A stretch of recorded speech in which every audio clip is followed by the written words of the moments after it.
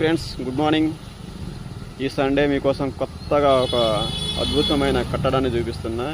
ఇది దాదాపు పూర్వకాలంలో అప్పట్లో రాజులు, మనకి ఇప్పుడు ఇంత సైన్స్ టెక్నాలజీ ఉంది కానీ అప్పట్లో ఏ టెక్నాలజీ లేకపోయినా కూడా ఎంత అద్భుతంగా ఒక నీటి బావిని తవ్వారు. చూడండి ఎంత అద్భుతమైన కట్టడము.